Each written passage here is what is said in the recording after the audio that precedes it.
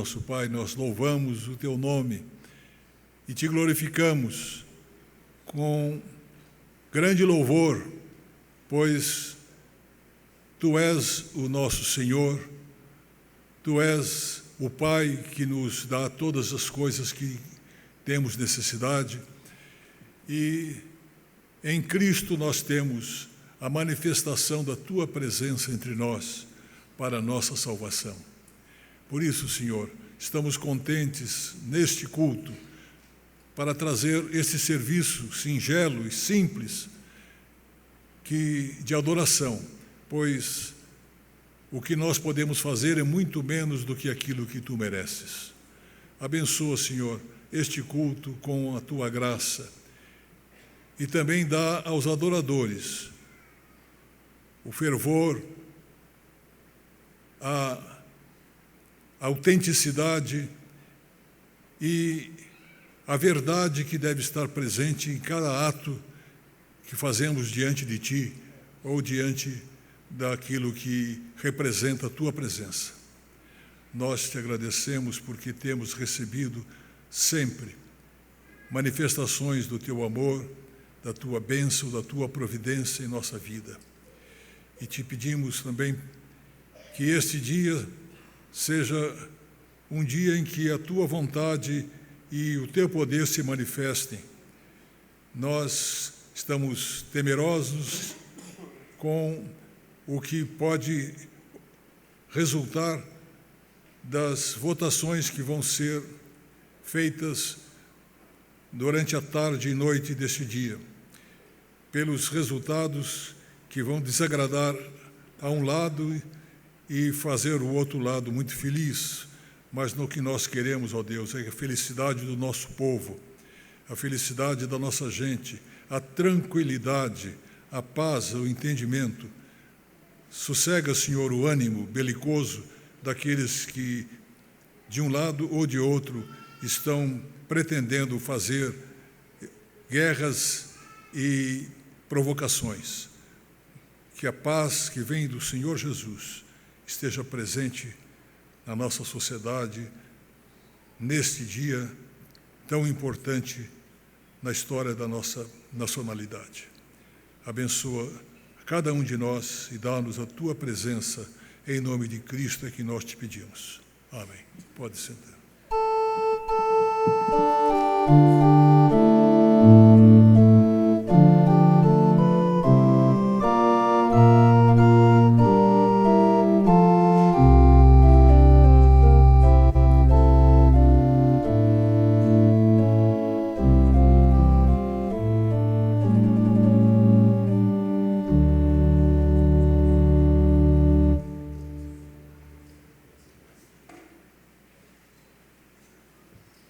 Bom dia, amada igreja.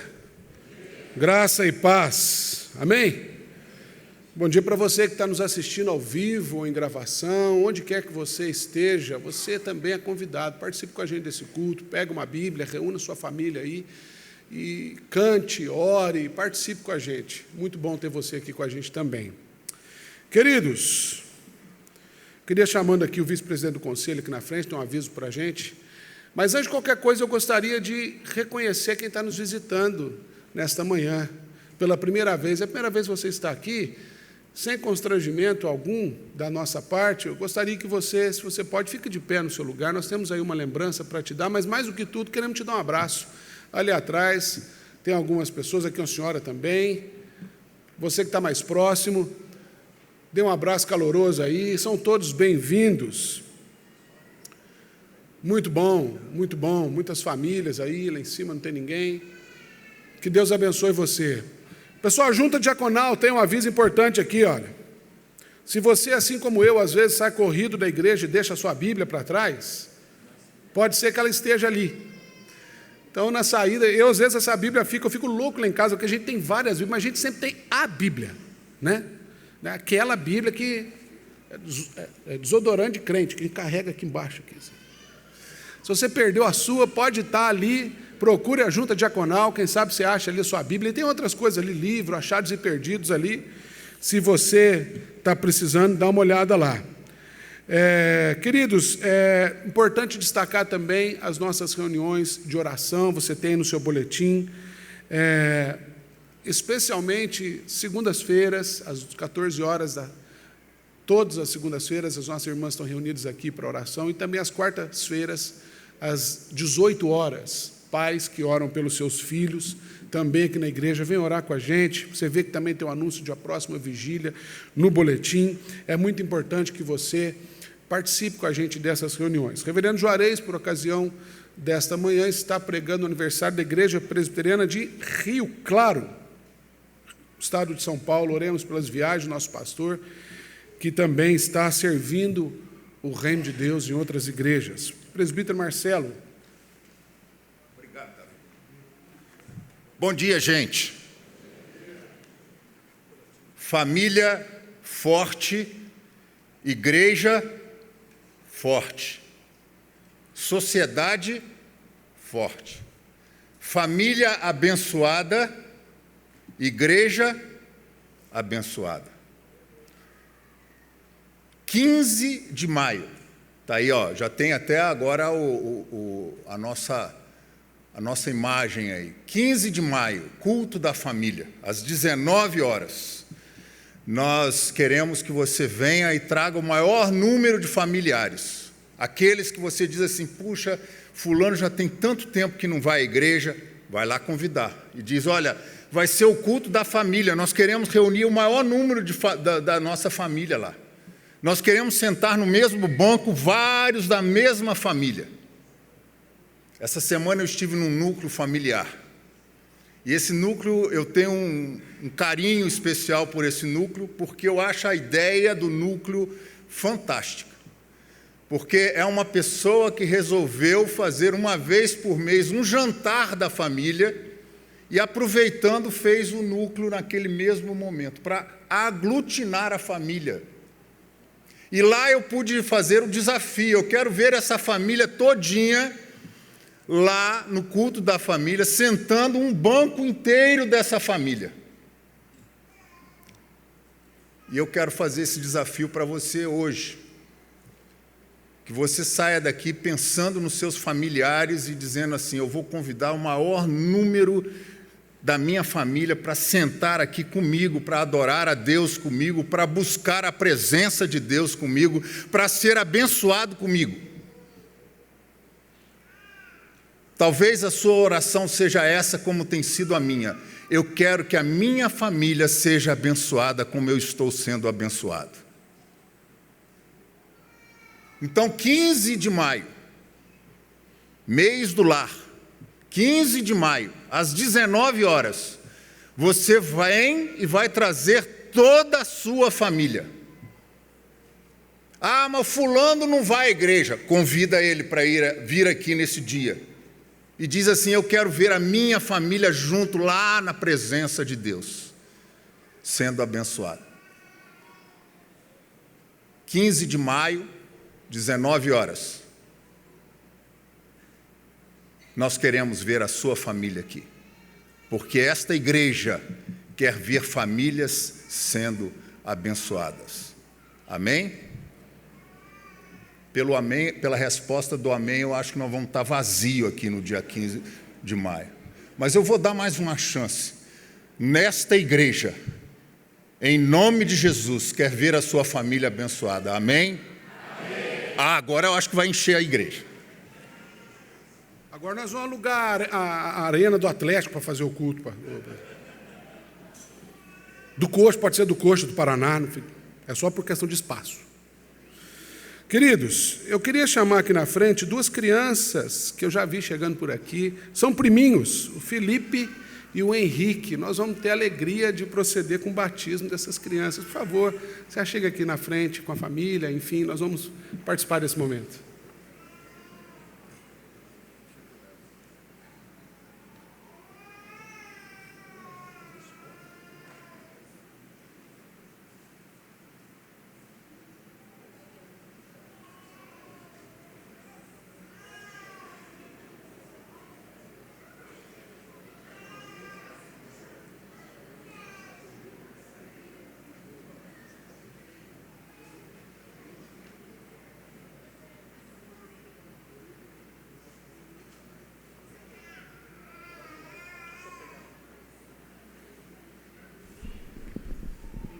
Pode se posicionar aqui.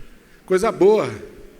A gente vê a família aqui reunida, família Jacob, já tem uma história aí na nossa igreja, e hoje as irmãs aí, a Tatiana e a Graciela, traz aí os priminhos para proceder com o batismo. Eu queria só ler um versículo,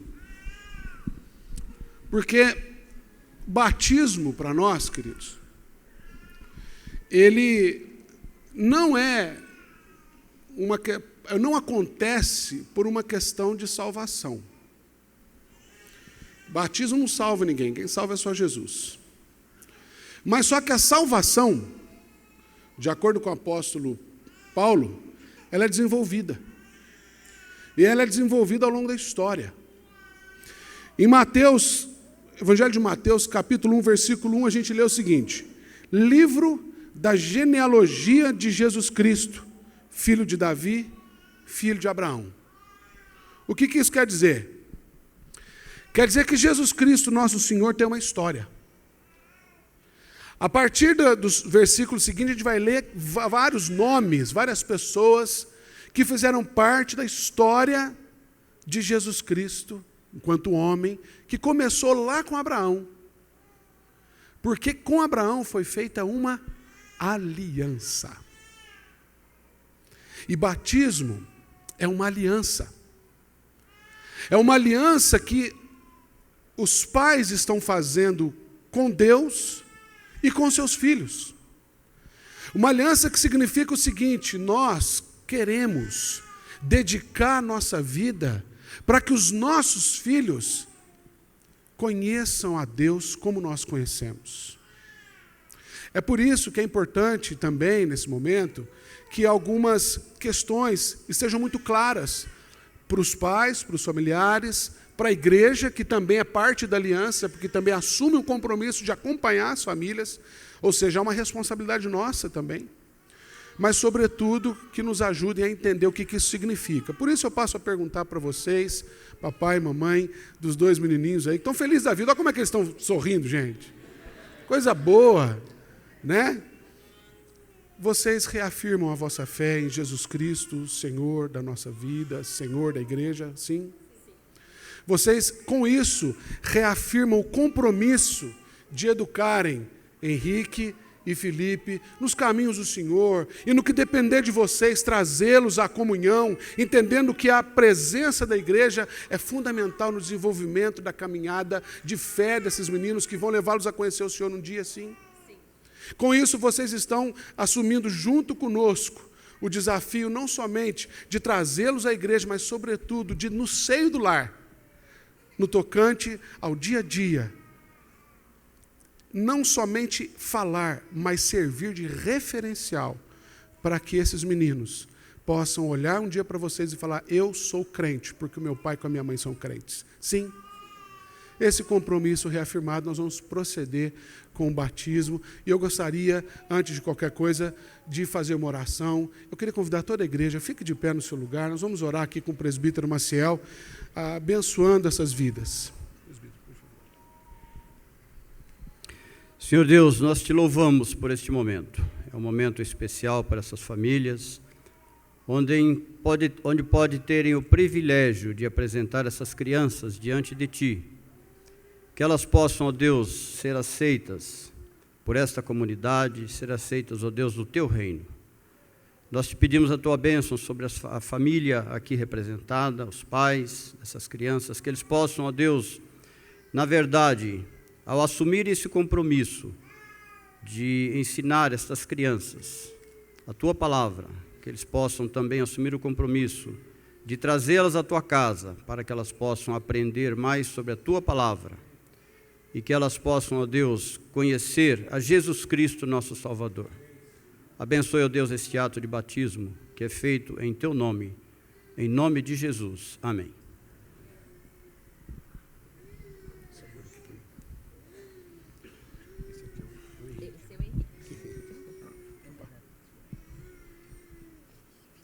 Henrique, tá tudo bem, viu, meu filho?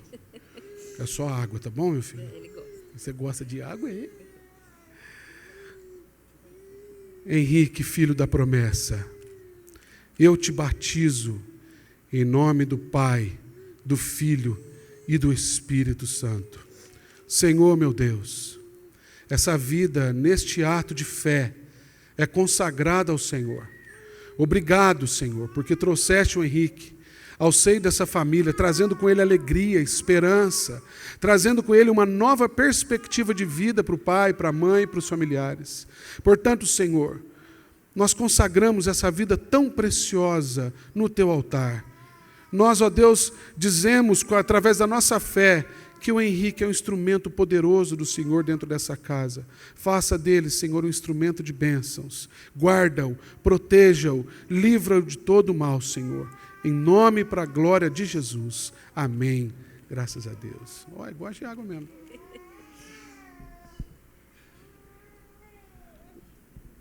O Felipe é mais tranquilo, né? Felipe é tranquilo. Felipe, filho da promessa, eu te batizo em nome do Pai, do Filho e do Espírito Santo. Senhor, meu Deus, obrigado por esse choro do Felipe, porque isso aqui, ó Deus, é sinal de vida, vida que o Senhor trouxe para essa casa, para essa família, através desse menino. Consagramos e dedicamos o Felipe a Ti, Senhor, que ele também seja instrumento do Teu amor, que ele viva para Te servir com alegria, Deus. Livra-o de todo mal, guarda o Felipe das mãos do maligno, Senhor, e que em todos os caminhos dele, ele seja o reflexo da Tua bênção. Com isso, abençoe, Senhor, o seu pai, a sua mãe e todos os familiares aqui, Senhor. Nós rogamos a sua bênção sobre cada um que aqui está, e que esse compromisso seja firmado, Deus, para testemunhar nos séculos vindouros, através dos anos, que o Senhor é um Deus que tem feito conosco, uma aliança, e aliança que nos leva para a salvação. Em nome de Jesus, louvamos e te agradecemos. Amém. Que Deus abençoe muito, muito, viu? Um prazer enorme.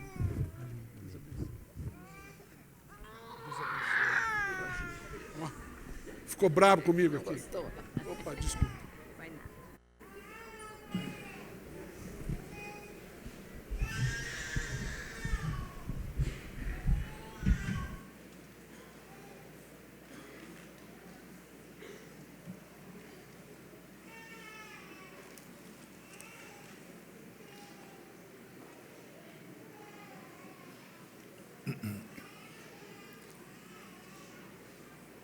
Nós vamos abrir a palavra do Senhor na segunda carta de Paulo ao seu filho espiritual Timóteo, capítulo 2.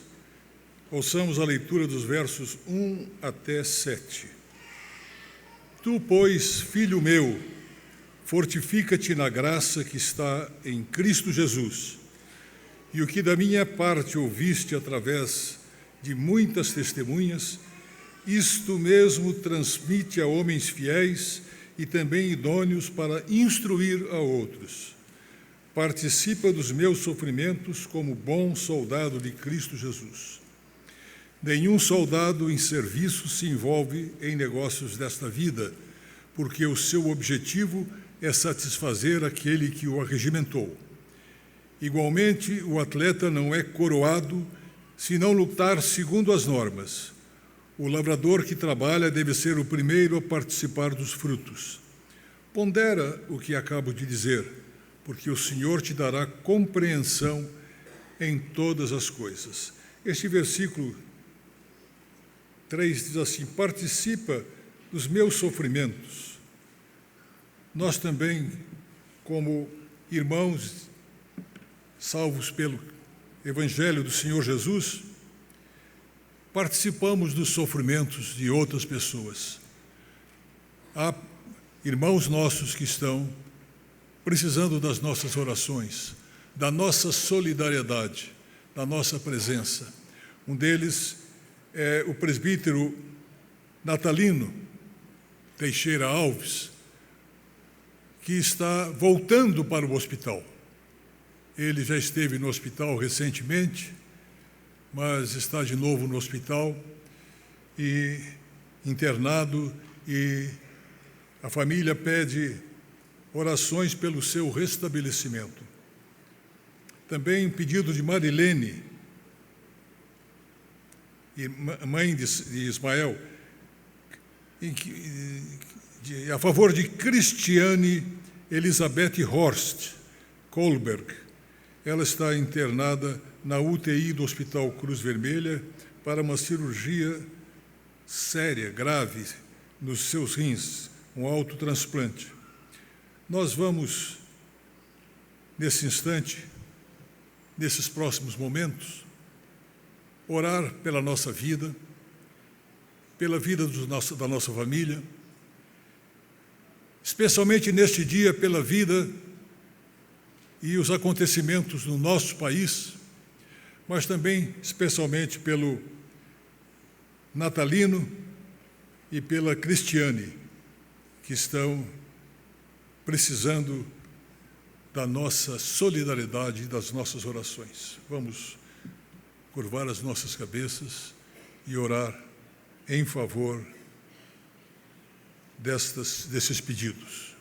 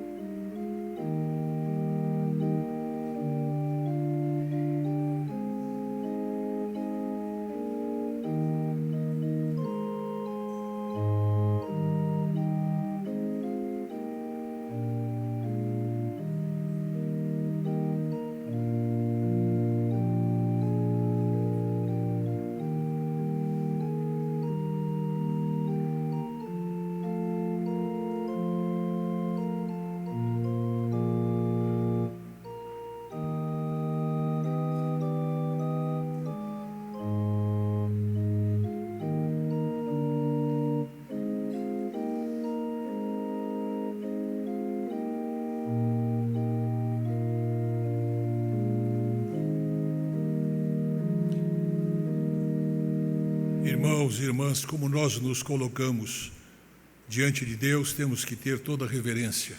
Vamos então nos colocar em pé para orar ao nosso Pai. Senhor, nosso Deus, nosso Pai, Pai de amor e de grande misericórdia, nós estamos diante do Teu trono de graça para implorar a Tua bênção. Imploramos primeiramente a bênção sobre cada um de nós e os nossos familiares, para que haja saúde, paz, prosperidade, amor, harmonia no lar. E também, ó Deus, nós te pedimos pela igreja, nas suas atividades e nas suas necessidades.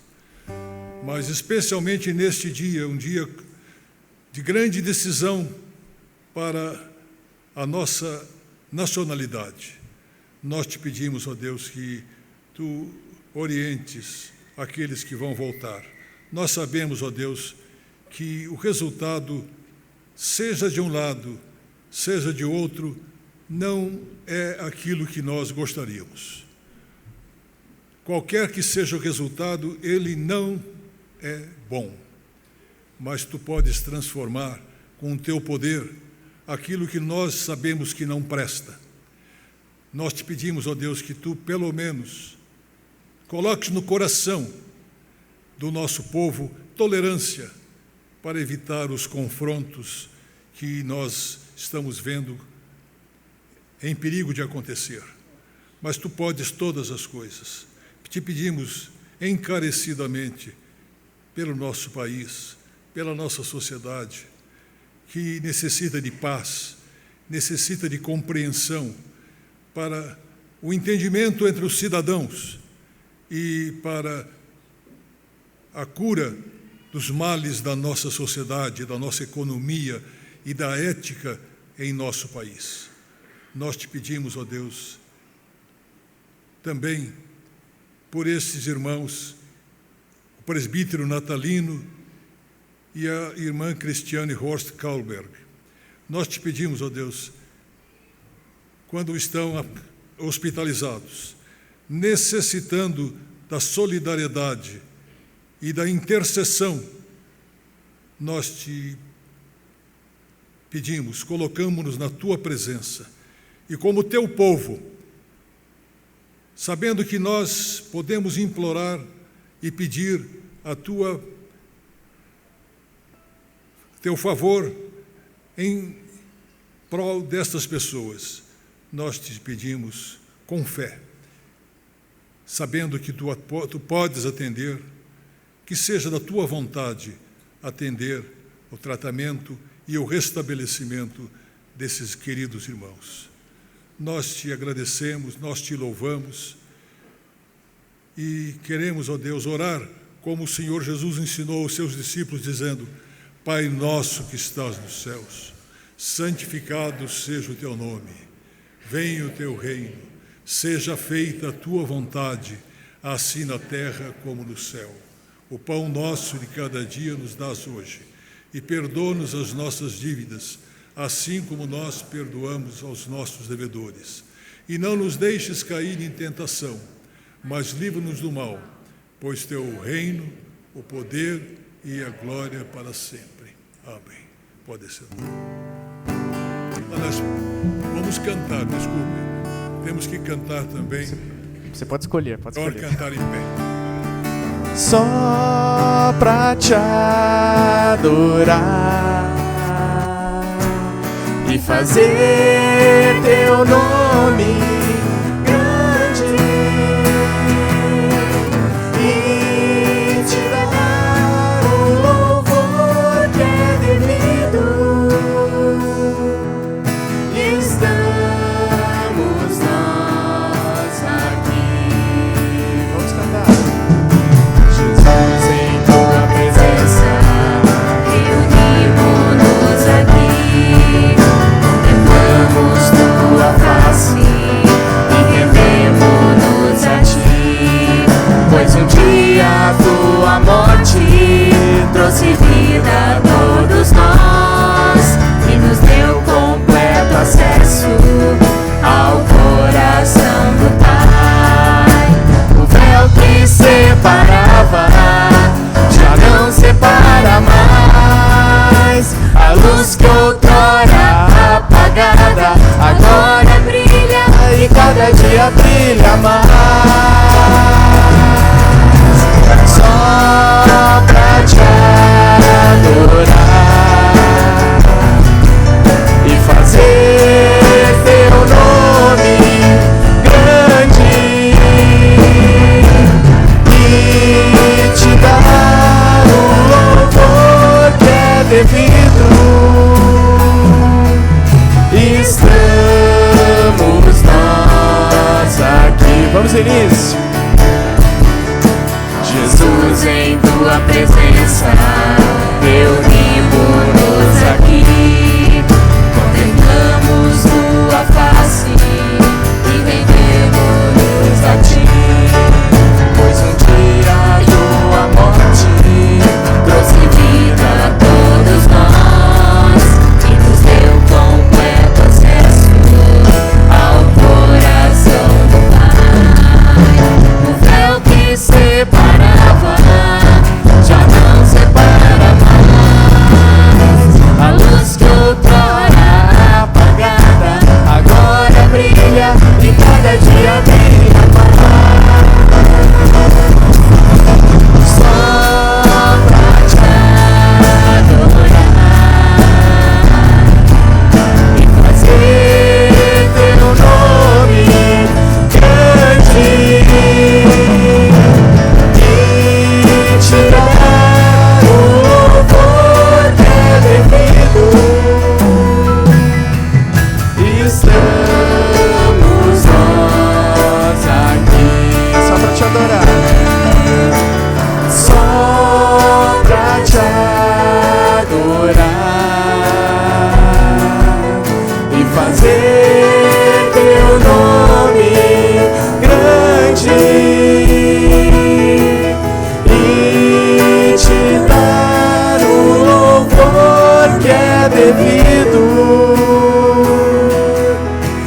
Estamos nós aqui. Amém. Ora, se Deus não veste assim a erva do campo, que hoje existe e amanhã é lançada ao forno, quanto mais vós outros, homens de pequena fé. Nosso Deus, que é soberano, que é infinitamente poderoso, esse Deus se preocupa com a gente individualmente. Como diz lá em João, o bom pastor conhece as suas ovelhas pelo nome, sabe o nome de cada uma delas, sabe cada detalhe de cada uma delas. E Ele nos chama para sair do aprisco, para a liberdade que está nele. Vamos cantar da soberania do nosso Deus.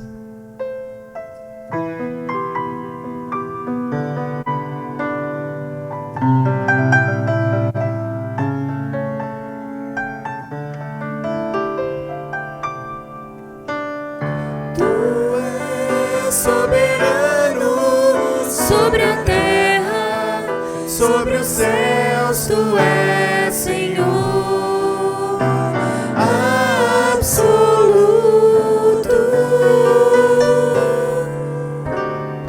Tudo que existe acontece, tu sabes muito bem. Tu és tremendo. Apesar desta glória que tens, tu te importas comigo também. E este amor tão grande eleva-me, amarra-me a ti.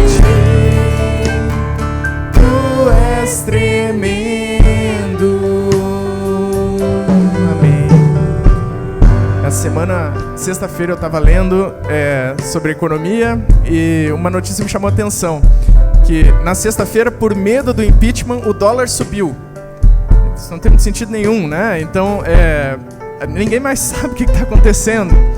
E é pensando nisso que a gente tem que entender que o nosso Deus é o mesmo Deus de Abraão, de Isaac, de Jacó. É o mesmo Deus ontem, hoje e sempre. O nosso Deus é fiel, porque Ele não muda. Ele permanece fiel às suas promessas. E é esse Deus que nós vamos aprender essa música. Se você nunca ouviu ela, aprenda com a gente.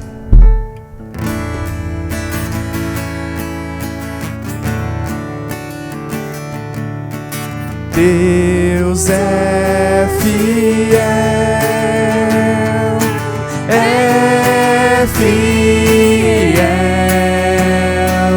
acima de todas as coisas eu sei que meu Deus é fiel. Deus é fiel,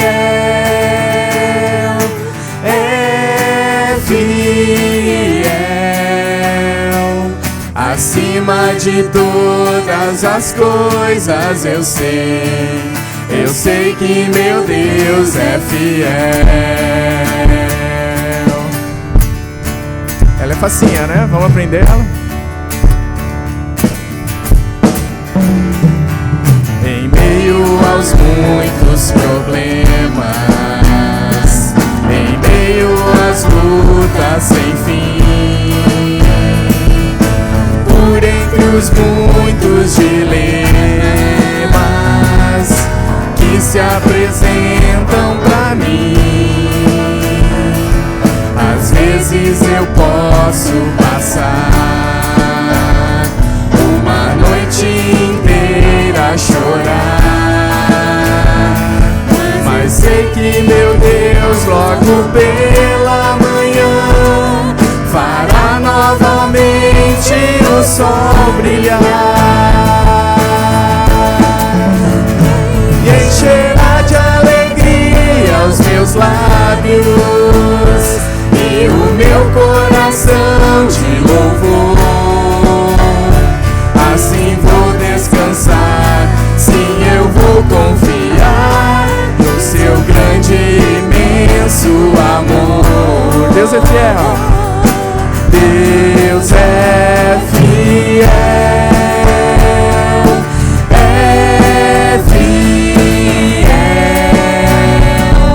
acima de coisas eu sei que meu Deus é fiel. Deus é fiel,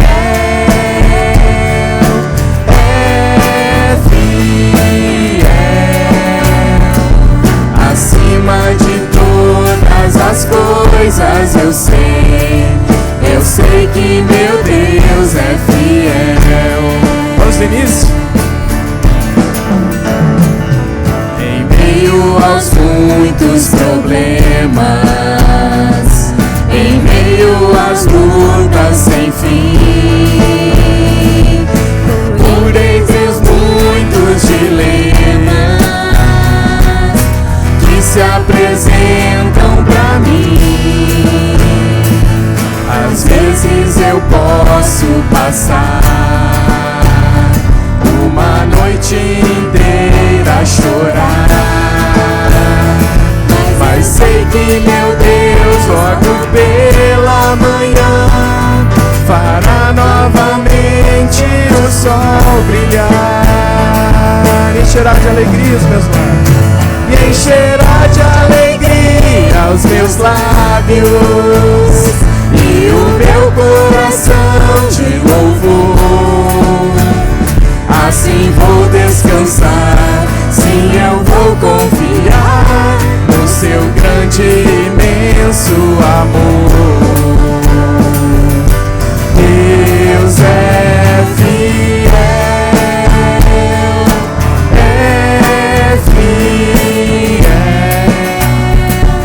acima de todas as coisas eu sei que meu Deus é fiel. Deus é fiel,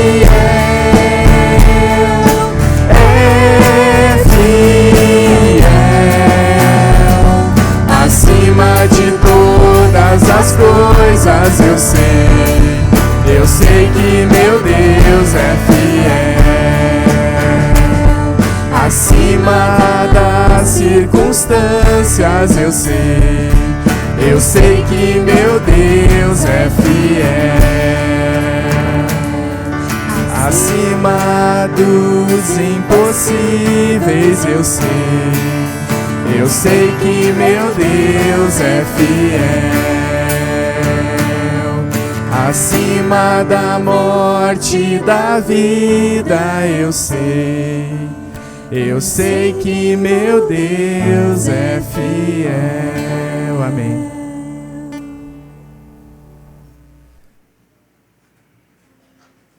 Podem sentar.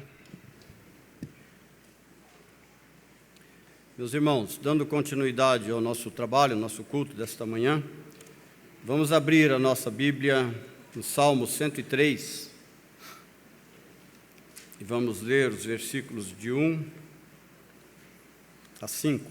Salmo 103, versículo de 1 a 5. A misericórdia de Deus. Salmo de Davi, diz assim: bendize a minha alma ao Senhor e tudo o que há em mim, bendiga o seu santo nome. Bendize a minha alma ao Senhor e não te esqueças de nenhum só de seus benefícios. Ele é quem perdoa todas as tuas iniquidades, quem sara todas as tuas enfermidades, quem da cova redime a tua vida e de coroa de graça e misericórdia, quem farta de bens a tua velhice, de sorte que a tua mocidade se renova como o da águia. E aí o salmista continua ainda: o Senhor faz justiça, o Senhor é misericordioso. As misericórdias do Senhor são a causa de não sermos consumidos, pois elas são renovadas a cada manhã.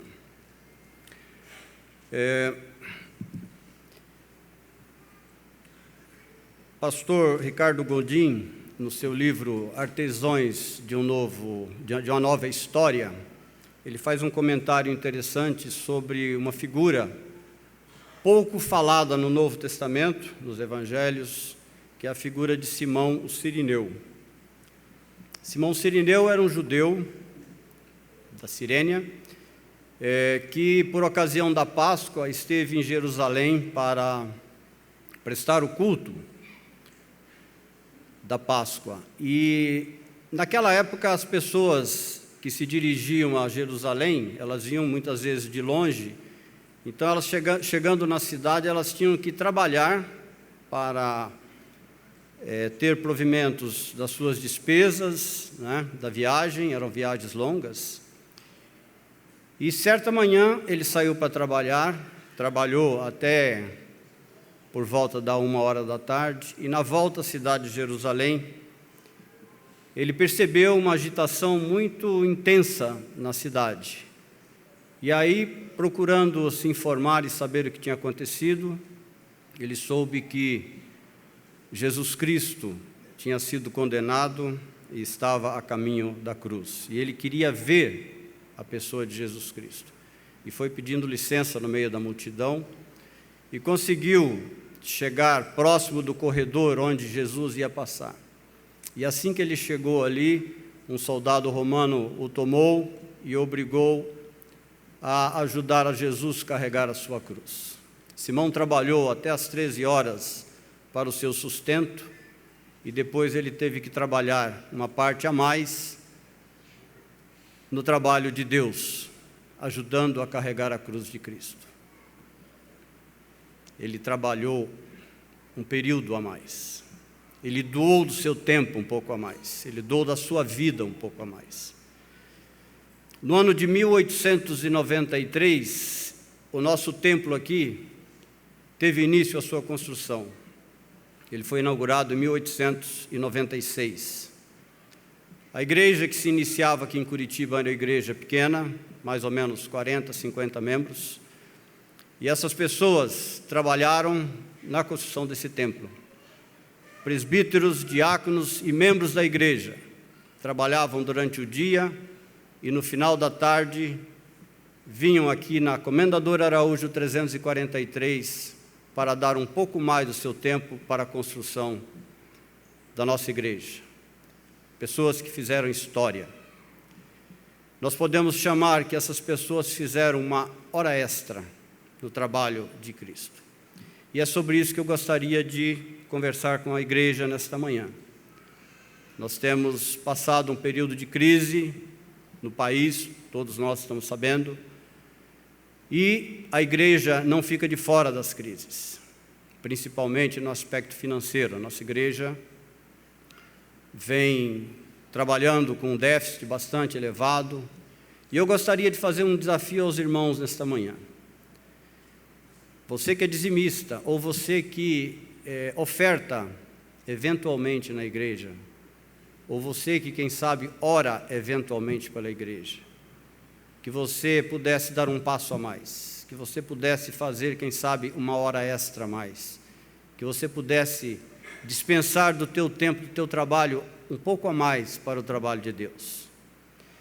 Que você repensasse, quem sabe, nas suas contribuições e a partir deste domingo, você incrementasse um plus no teu dízimo, nas tuas ofertas, para que essa igreja possa cumprir com as suas obrigações no trabalho social, no trabalho de evangelização, no ministério junto às missões, pessoas que estão lá fora precisando da nossa ajuda, que você pudesse repensar, que você pudesse orar mais a esse respeito, que você dispensasse um pouco mais de tempo, assim como Simão Cirineu se dispôs um tempo extra para o trabalho de Deus, assim como os membros fundadores dessa igreja aqui na Comendador Araújo se dispuseram de um tempo a mais na obra de Deus, que você pudesse também participar da história dessa igreja, fazendo esse trabalho, orando mais, quem sabe se dedicando mais ao trabalho de Deus.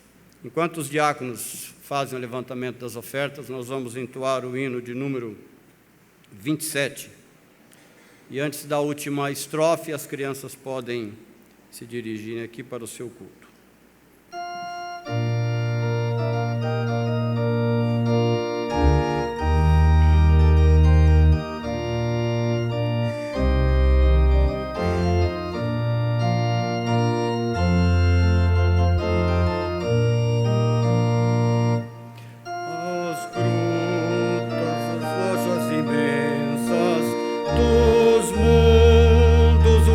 Esplendor,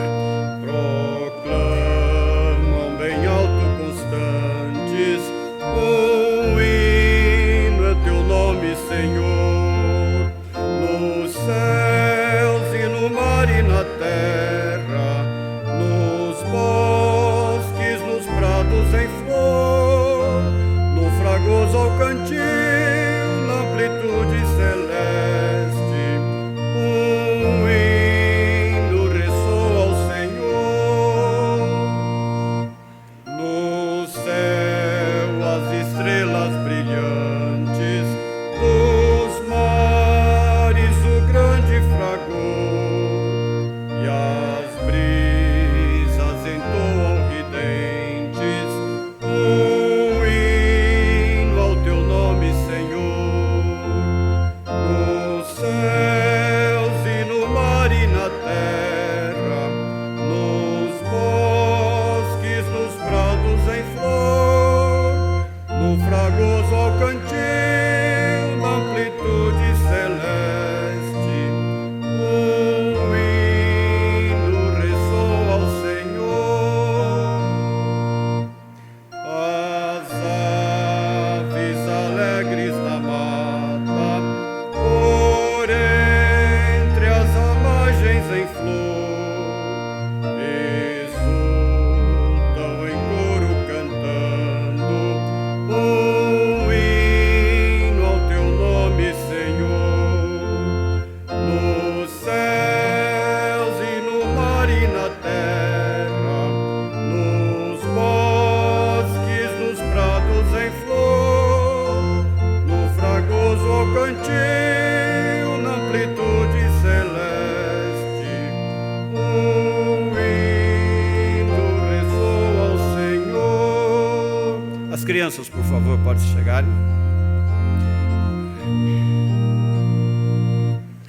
E tu, pecador que vagueias, que fazes ao teu Criador, não achas momento em que cantes hino ao Senhor. Nos céus e no mar e na terra, nos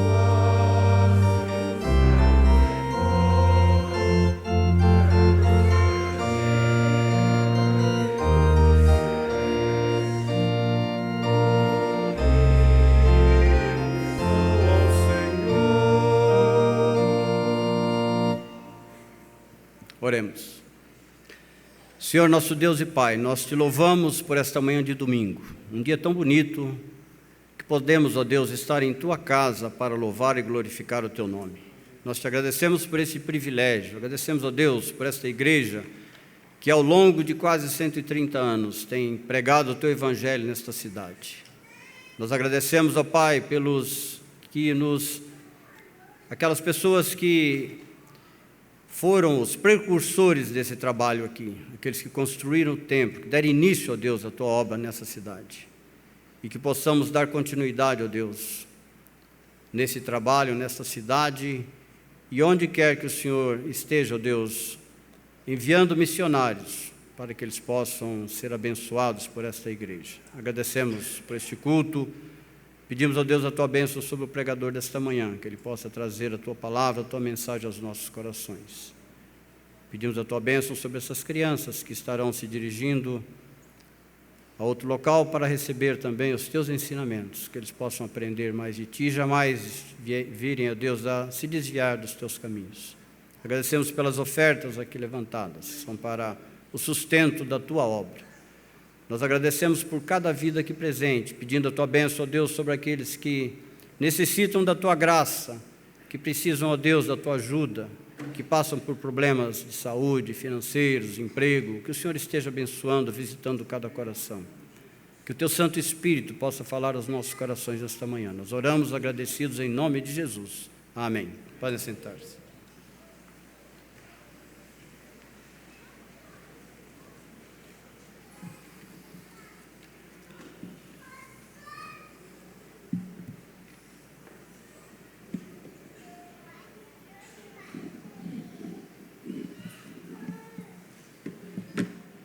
Nós que aqui ficamos para a nossa reflexão nesta manhã, queria convidá-los para o Evangelho de Mateus, capítulo 3. Eu gostaria de dizer, antes de mais nada, que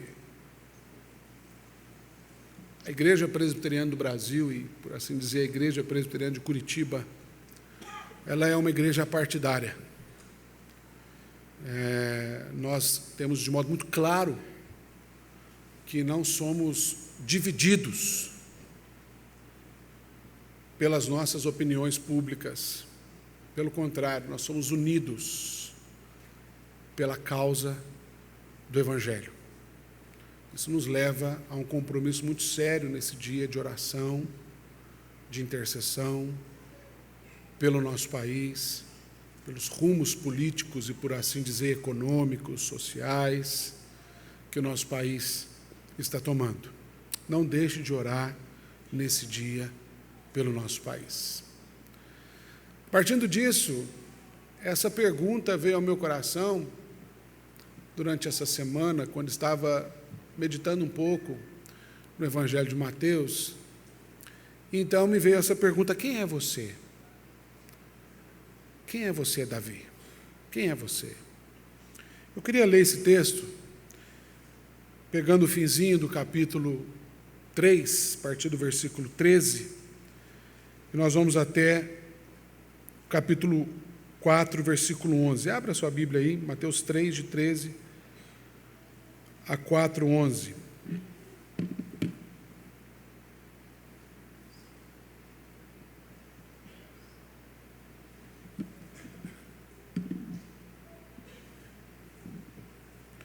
O texto diz assim: por esse tempo, dirigiu-se Jesus para a Galiléia, para o Jordão, a fim de que João o batizasse.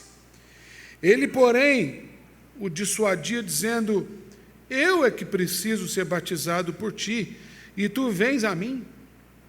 Mas Jesus lhe respondeu: deixa por enquanto, porque assim nos convém cumprir toda a justiça. Então ele o admitiu. Batizando Jesus, logo saiu da água, e eis que se lhe abriram os olhos, e viu o Espírito de Deus descendo como pomba, vindo sobre ele. E eis uma voz dos céus que dizia: este é o meu Filho amado, em quem me comprazo. A seguir foi Jesus levado pelo Espírito ao deserto para ser tentado pelo diabo. E depois de jejuar 40 dias e 40 noites, teve fome. Então, o tentador, aproximando-se, lhe disse: se és filho de Deus, manda que estas pedras se transformem em pães. Jesus, porém, respondeu: está escrito, não só de pão viverá o homem, mas de toda a palavra que procede da boca de Deus. Então o diabo levou a cidade santa, colocou-o sobre o pináculo do templo, disse: se és filho de Deus, atira-te abaixo, porque está escrito: aos teus anjos ordenará a teu respeito que te guardem, e eles te susterão nas suas mãos, para não tropeçares em alguma pedra. Respondeu-lhe Jesus: também está escrito, não tentarás o Senhor teu Deus. Levou o diabo ainda a um monte muito alto, mostrou-lhe todos os reinos do mundo e a glória deles, e lhe disse: tudo isso te darei se prostrado me adorares. Então Jesus lhe ordenou: retira-te, Satanás, porque está escrito: ao Senhor teu Deus adorarás e só a Ele darás culto. Com isso, o deixou o diabo, e eis que vieram anjos e o serviram. Pai querido e amado, nós estamos diante da sua palavra, e a sua palavra ela é poderosa, tão poderosa a ponto de nos revelar nesta manhã acerca de nós mesmos, esse ser que nem mesmo às vezes nós conhecemos que somos nós. Ou seja, nós não nos conhecemos o suficiente. Somos surpreendidos por nós mesmos. Somos levados a ações e reações que desconhecemos, que nos estranhamos. Parece que há um impostor dentro de nós. Parece que as lutas que nós temos, elas nos tomam a ponto de corromper no nosso coração a nossa própria identidade. Mas nessa manhã eu oro para que o Senhor fale conosco a ponto de termos a nossa identidade reafirmada no Senhor. Fala conosco, em nome de Jesus. Amém. Quem é você? Pois é o seguinte: Lá na minha cidade, lá no sul de Minas Gerais, está funcionando esse trem aqui? Você vai ter que passar aí para mim. Se você chegar e perguntar quem que é esse sujeito aí, ó, talvez algumas pessoas não vão saber dizer para você quem é. Mas se você perguntar quem que é esse, ou quem que é esse,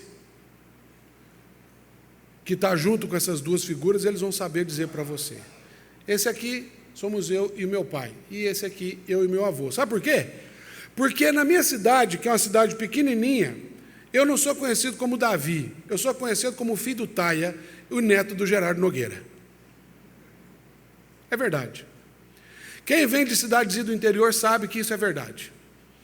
O tempo vai passando, e eu que saí de Passa Quatro há um bom tempo, às vezes eu estou andando nas férias pela rua, a pessoa fala assim, ó, principalmente os mais velhos, rapaz, eu conheço você de algum lugar, quem é você? Eu sou Davi.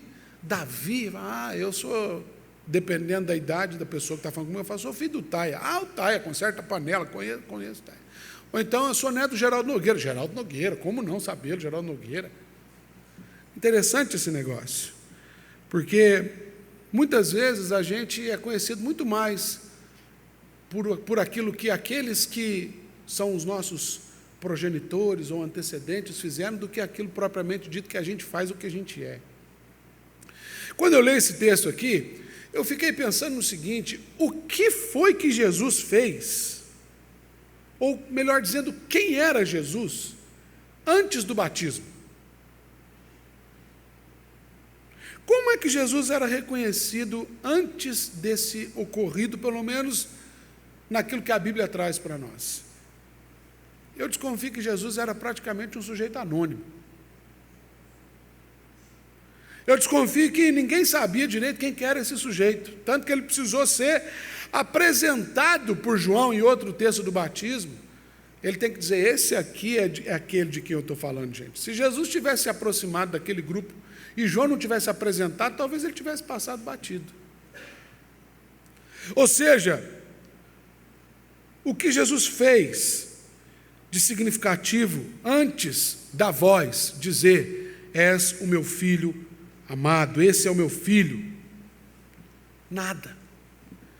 O que aponta Jesus e direciona Jesus, a motivação que leva Jesus para o ministério, que revela Jesus, de modo histórico, foi aquela voz que disse, esse é o meu filho. Esse não é mais um rabino. Esse não é o filho do Zé Carpinteiro com a Maria. Esse é o meu filho. Mas antes da gente aprofundar um pouco mais nisso aqui, eu queria falar com você sobre essa cultura que a gente tem hoje nos nossos dias, na nossa sociedade, que eu chamo de cultura de merecimento.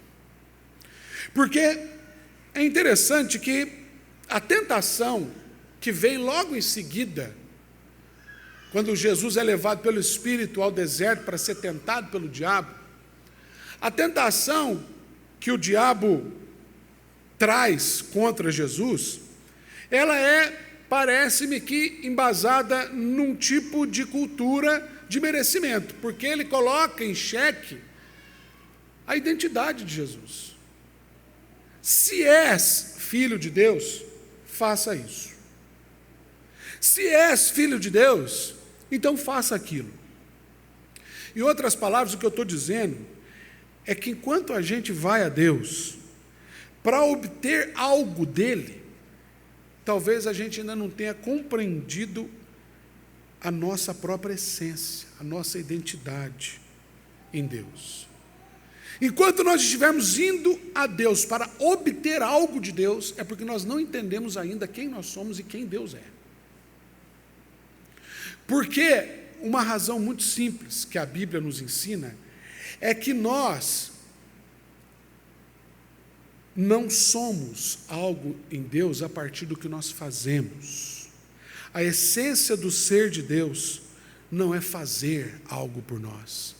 Da mesma forma que nós não vamos até Deus por algo que nós podemos fazer por Ele. A essência de Deus é estar conosco.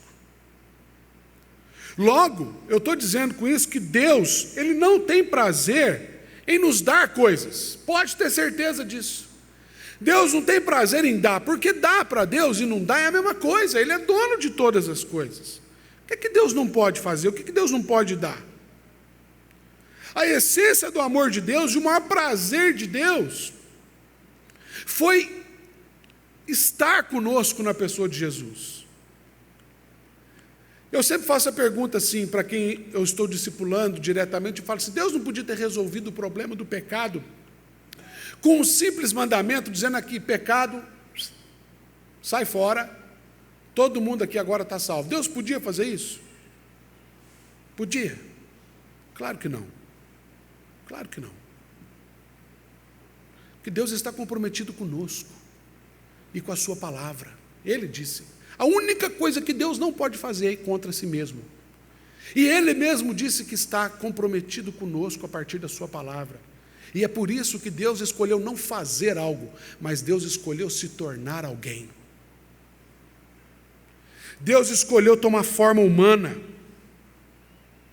dividir com a gente a própria história, nasceu aqui nesse mundo, para mostrar para mim e para você que a nossa relação com Ele não é partindo do que a gente faz ou do que Ele faz, ou nessa relação da cultura de merecimento, mas para mostrar para a gente que Deus quer estar conosco. É por isso que a pergunta de fato que nós precisamos nos fazer nesta manhã, diante de Deus aqui é, quem eu sou?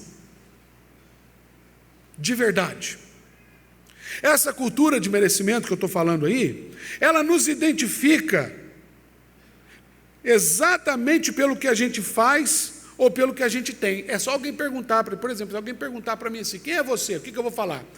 Eu sou pastor Davi, eu sou bacharel em teologia pela faculdade FATESU e agora pela faculdade sul-americana, eu tenho esse curso, eu tenho aquela pós-graduação, eu sou pastor, eu plantei uma igreja lá no Santa Cândida, no bairro periferia de Curitiba, hoje eu sou pastor auxiliar na igreja presbiteriana de Curitiba Central, eu começo a falar aquilo que me colocou aqui, aquilo que eu fiz para estar aqui, quando na verdade eu devia falar assim, eu sou o filho do Taia, o neto do Gerardo Nogueira, marido da Lidiane, pai da Isabela. Esse eu sou. Mas quando alguém pergunta para a gente quem que a gente é, automaticamente a gente fala, eu trabalho em tal lugar, eu fiz isso, eu fiz aquilo. A gente mesmo traz para nós a nossa identificação a partir daquilo que a gente faz, o que a gente constrói, daquilo que a gente tem. Onde é que a gente mora? A gente dá um endereço. E aí a gente começa a se separar um do outro pelo endereço. Enquanto alguns moram na zona leste, outros moram na zona oeste, outros moram na zona sul, outros moram na zona norte, outros moram no centro. Enquanto alguns moram lá na Margarida Fogiato Cavagnari, número 190, apartamento 53, outros moram na frente do Itaú. A verdade é que a gente mora no mesmo lugar. Mas o que nos separa é o que a gente tem. O que nos define nessa cultura é o que a gente tem. E não é difícil a gente encontrar no nosso meio pessoas que têm sido escravas disso. Pessoas que compram aquilo que não podem com dinheiro que não têm para se tornar aquilo que elas não são.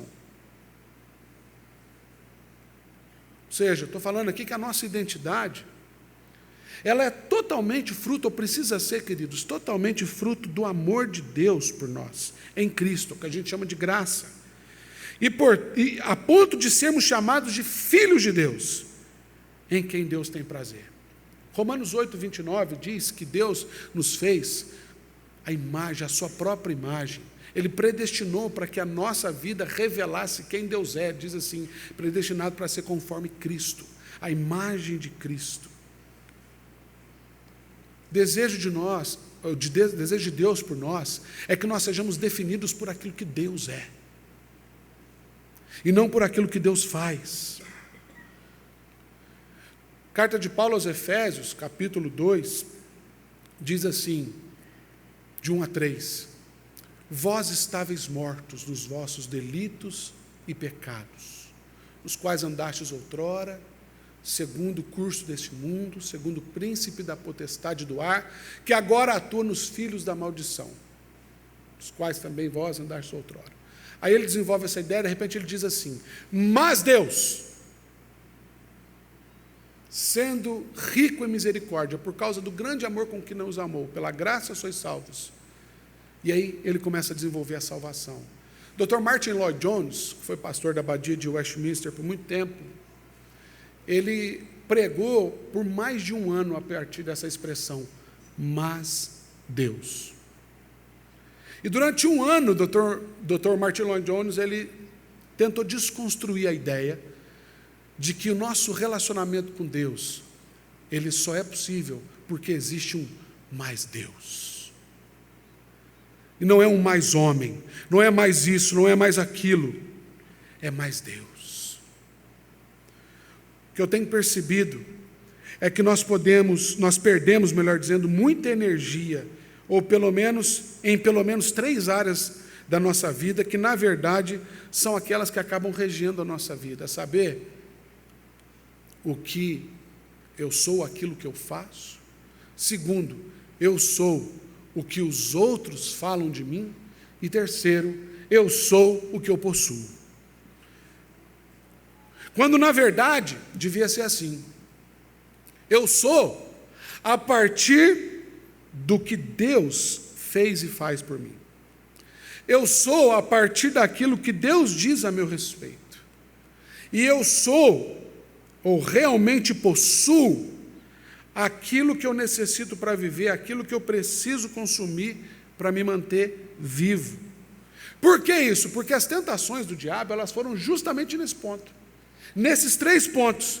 O diabo chega em Jesus e fala assim: faça algo para aparecer. Se és filho de Deus, faça isso. Ou então ele diz assim: ordene algo a seu respeito, reafirme, prove que você é quem você é. Em terceiro, ele fala assim: porque se você fizer isso, tudo isso pode ser seu. É mais ou menos essa conversa que o diabo tem com Jesus.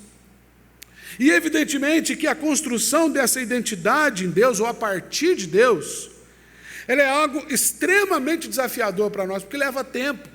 Entender quem a gente é em Deus, a partir do próprio Deus, é um negócio que leva tempo. E nós, às vezes, passamos a vida inteira tentando identificar ou lutando contra outras verdades que tentam soprar para nós aquilo que nós não somos, e a gente se perde nisso. Agora, tudo aquilo que leva tempo, só leva tempo porque tem um propósito. Ou seja, tempo na Bíblia é sinônimo de propósito.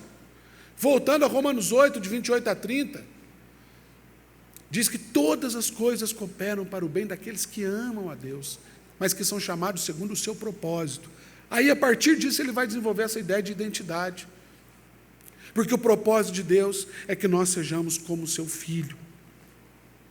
O que eu estou querendo dizer com tudo isso para você, num sermão de um ponto só nessa noite, nessa tarde, é que, queridos, nós precisamos entender que tudo que nós somos, tudo que nós fazemos, tudo que nós temos, precisa vir daquela voz que diz: você é meu filho amado. Você é meu filho amado. Então responda para si mesmo: quem é você? Eu trouxe algumas coisas. Primeiro,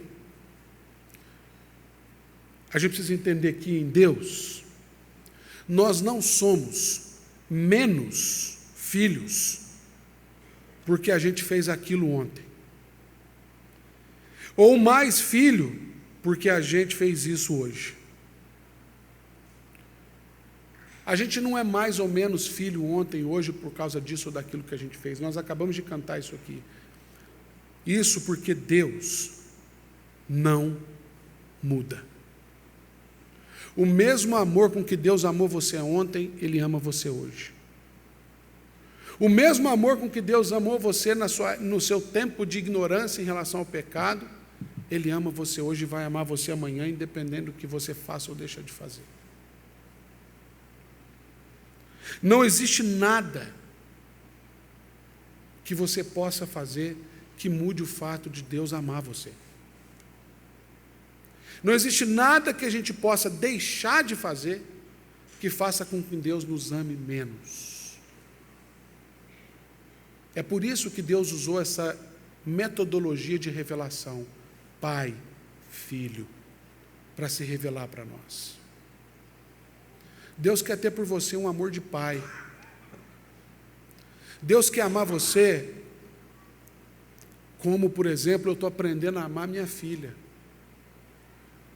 que é desobediente, teimosa. Se acaba de arrumar tudo, ela vai bagunça tudo. Que faz a gente varar madrugada no hospital, como foi essa semana, porque teve uma intoxicaçãozinha alimentar, mas a gente acha que vai morrer. E aí, quando a gente chega em casa, a gente fala assim, Isabela, hein? A gente não faz isso. A gente fala assim, filha, vem cá com o papai. Eu estou aprendendo o amor de Deus por mim, quando eu olho para minha filha e vejo que muitas vezes ela não é merecedora do meu amor, mas eu não sei de onde que vem tanto amor. E à medida com que ela vai aprendendo a ter vontade própria, parece que ela vai se distanciando, porque ela vai aprendendo a desobedecer, fazendo o que não pode, mas à medida que isso vai acontecendo, eu vou amando mais ainda. Ou seja, não é o que você faz, meu querido. Você está querendo provar para quem? O que você está querendo provar? E para quem? Não é o que você faz ou deixa de fazer. É Deus olhar para você e falar assim, eu te amo. E você é meu filho. E pronto. Por quê? Eu não mudo. Você pode mudar. Parábola do filho pródigo, Lucas 15. Ontem nós falamos sobre isso com os jovens. Quero a minha parte, pai, quero ganhar a vida. Tá bom, filho, vai. Aí o filho volta e o pai fala, agora que não tem lugar para você. Já coloquei outro filho no seu lugar. É isso que a parábola diz? Não. O pai recebe. Faz uma festa. E o irmão ciumento ainda é confrontado, porque, filho, esse seu irmão estava perdido e reviveu. Você está aqui o tempo todo. É assim que Deus nos ama. Então para com essa vida de tentar ficar provando algo para alguém, ou para o próprio Deus. Ele ama você e pronto. Você é filho. Segundo, o que eu faço não determina quem eu sou. Ou seja, diante de Deus, nós somos filhos por causa de Jesus. É interessante que Jesus é apresentado como unigênito, mas depois da sua ressurreição ele passa a ser primogênito.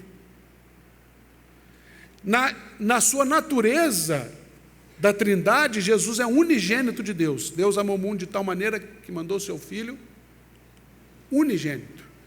Então, quando Jesus vem para a terra, ele vem como Filho único. Mas quando ele ressuscita e volta, Paulo diz que ele agora é primogênito dentre muitos. Ele vem sozinho, mas volta com a tropa de irmãos. Porque ele é quem nos torna filhos. Agora tem um porém. Presta muita atenção nisso que eu vou te dizer. Deus não é pai de todo mundo. Deus não é pai de todo mundo. As pessoas aí fora dizem, Deus é pai, não é padrasto. Deus é pai, não é não. Deus é pai dos irmãos de Jesus. Quem não é irmão de Jesus, não é filho de Deus. Ainda é criatura de Deus. O que eu estou dizendo? Que irmão de Jesus tem a natureza de Jesus. Vive como Jesus, tem o DNA de Jesus. Vive em relação a Deus como Jesus vivia. Esse é irmão de Jesus. Então Deus é pai, mas não é pai de todo mundo. Deus é pai dos irmãos de Jesus. É o que a Bíblia ensina. Novamente, não é o que eu faço que determina quem eu sou, é o que Ele fez.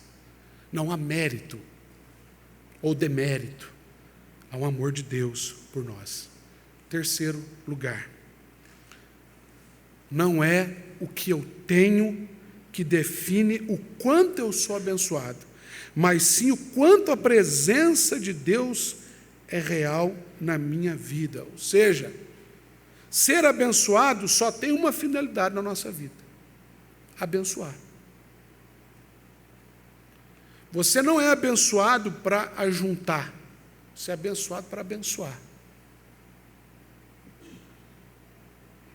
Então não é o que você tem que define o quanto você é abençoado. Olha como é que eu sou abençoado, tenho isso, tenho aquilo. Às vezes não. Às vezes você pode ter um tanto de coisa e ser uma pessoa maldita, com perdão da expressão. E vive assim, numa tragédia de vida. Porque não aprendeu ainda. Um monge, isso eu já tinha passado, né? Um monge francês, irmão Lourenço, ele tem essa frase aqui: abençoar é praticar a presença de Deus na nossa vida. A presença de Deus em nossa vida, na vida do próximo. Vou ler de novo. Abençoar é praticar a presença de Deus em nossa vida, na vida do próximo. Jesus chama isso aí de amar o próximo, amar a Deus sobre todas as coisas e o próximo como a si mesmo. O Paulo chama isso em Tessalonicenses de regozijar-vos sempre e orar sem cessar. Tenho lido alguns livros ultimamente que estão trazendo um termo em inglês que traduzido para o português é cruciformidade. Eu nunca tinha ouvido essa palavra antes. Mas alguns teólogos, alguns escritores têm usado esse termo, cruciformidade. E a intenção deles, quando eu leio lá, é dizer o seguinte: é a expressão da cruz na minha vida, ou seja, a dimensão da bênção da cruz na minha vida é um negócio chamado por teólogos agora, um termo novo, chama cruciformidade, ou seja, a minha vida tomou a forma da cruz. E eles desenvolvem essa ideia que, se eu vivo na sombra da cruz, é porque essa forma de cruz tem que ser verdade na minha vida. E o que a cruz é verdade? A cruz é sacrifício, a cruz é amor, a cruz é entrega, a cruz é dedicação. A cruz é o lugar onde Jesus chama Deus de Pai, onde ele sente a carnalidade no extremo. Isso é viver para abençoar, porque a cruz é o maior sinal de bênção para nós. Nas palavras de Paulo, é escândalo para muita gente, mas para nós é a revelação máxima do poder de Deus. Encerrando, queridos, eu queria retomar dizendo que enquanto a gente estiver indo a Deus para obter algo de Deus, seja bênção, de qualquer forma que a gente interprete a bênção, é porque a gente ainda não compreendeu que a nossa essência não é ter algo de Deus, mas é ter Deus em nós. Em outras palavras, a essência do ser de Deus não é fazer algo por nós, mas é estar conosco. É por isso que a revelação máxima do amor de Deus é a pessoa de Jesus Cristo. É por isso que Jesus é o centro da nossa fé. É por isso que Jesus é quem nos ensina a chamar Deus de Pai. É por isso que Jesus olha para a gente e fala assim: eu sei, viver dói, viver é difícil, mas tem de bom ânimo. Eu sei o que é, eu venci o mundo. E assim como eu venci, vocês são vencedores. É Jesus que fala para a gente que a nossa vida não se resume nessa existência, mas a nossa vida aqui consiste numa vida eterna, mas com nuances vividas no presente. Nós precisamos entender que em Cristo nós podemos chamar Deus de Pai. Esse Deus que cuida, que sustenta, esse Deus que nos acolhe de braços abertos, e que falou para Jesus, e no eco de Jesus fala para mim e para você: você é meu filho amado, você é meu filho amado, e não há nada que vai mudar isso. Quem é você? Quem é você? Eu queria convidar você a um momento de oração. Nós estamos encerrando aqui, Mas quem sabe nessa manhã seja um momento para você fechar os seus olhos e dizer: Pai, eu tenho levado um relacionamento contigo que não traduz aquilo que eu sou. Ou eu estou tentando ser alguém que eu não consigo ser, para provar para esse ou para aquele que eu posso ser. E nessa manhã Jesus está dizendo para você: para com isso. Não é o que você faz, não é o que você tem, não é o que você pode. É o meu amor por você. Pense nisso por um instante, feche os seus olhos, curva a sua cabeça.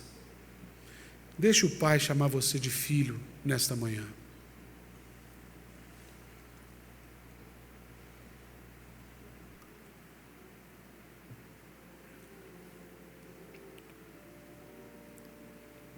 Pai, nós estamos diante de uma palavra que nos constrange, sabe, porque é verdade, Pai.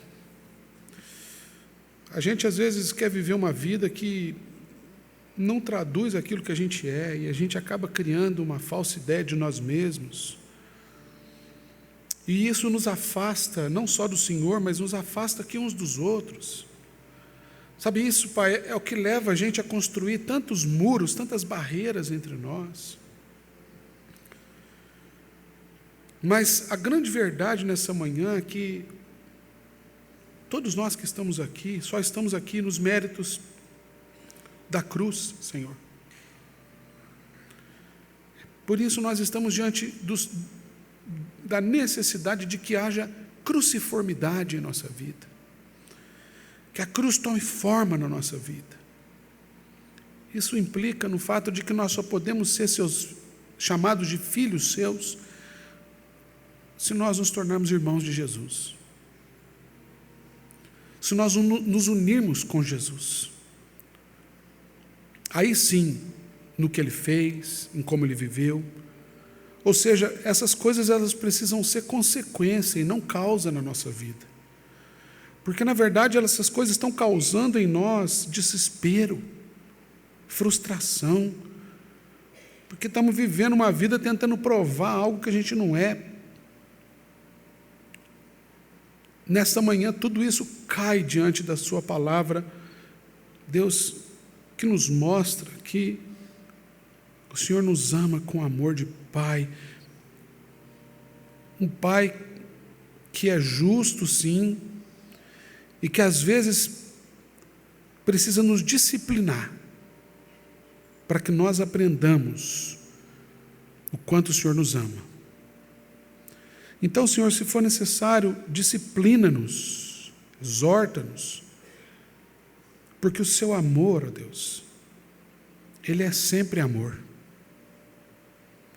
O seu amor não é como o nosso amor, que facilmente se transforma em ódio, ou em afastamento, ou em decepção. O Senhor não muda. E o dia que o Senhor falou que o Senhor nos ama, de lá para cá, o Senhor tem nos amado com a mesma intensidade. E o Senhor vai nos amar sempre com a mesma intensidade. Pai, ajuda-nos a te chamar de Pai com todas as convicções. E a viver de tal maneira a ponto de sermos chamados de filhos de Deus. Em nome de Jesus. E para a glória de Jesus. Amém. Nós estamos encerrando. Se você pode ficar de pé no seu lugar, é convidado para cantar com a gente o hino 144, Segurança e Alegria. Que o Senhor nos torne seguros e alegres em Cristo Jesus.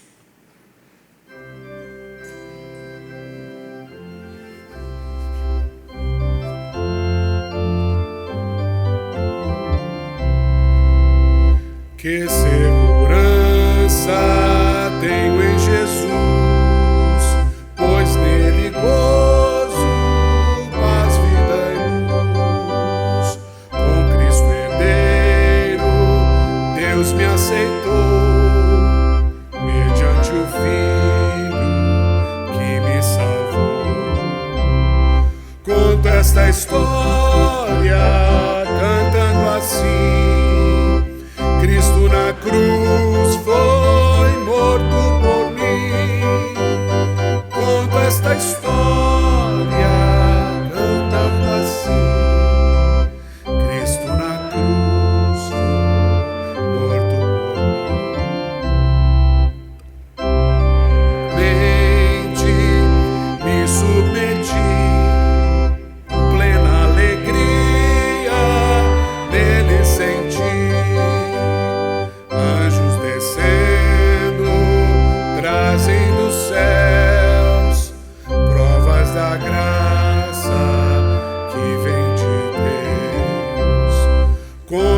esta história cantando assim: Cristo na cruz foi morto por mim.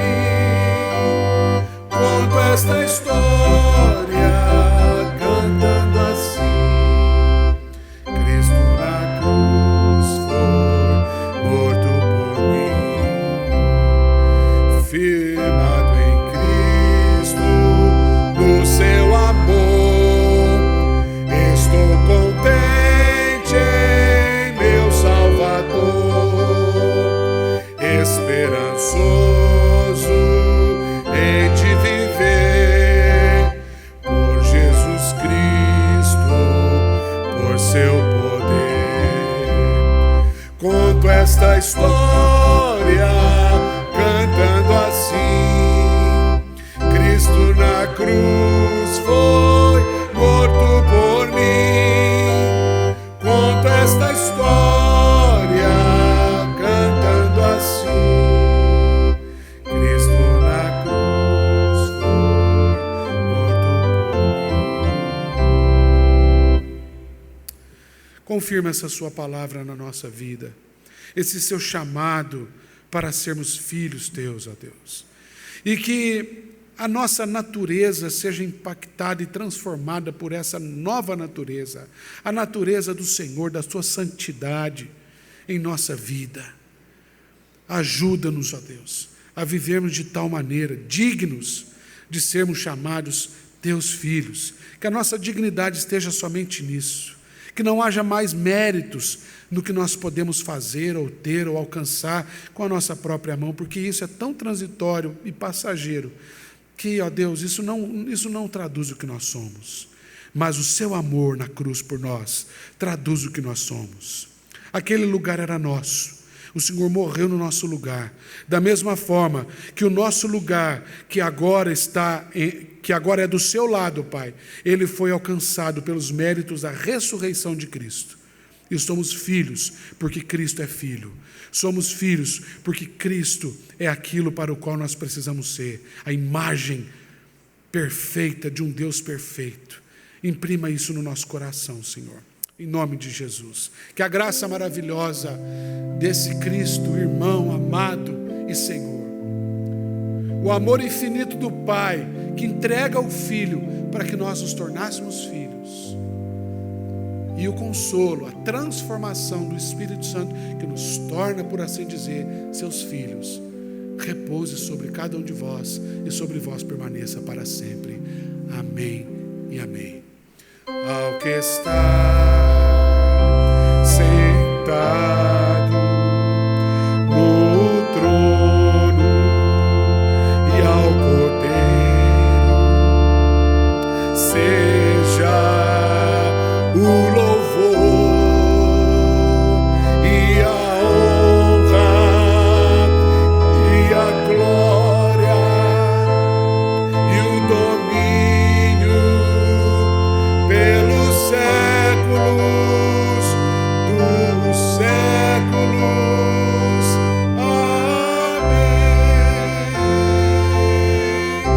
Amém. Amém. Bom domingo para você, boa semana. Dê um abraço em quem está perto de você aí. Desejo isso também.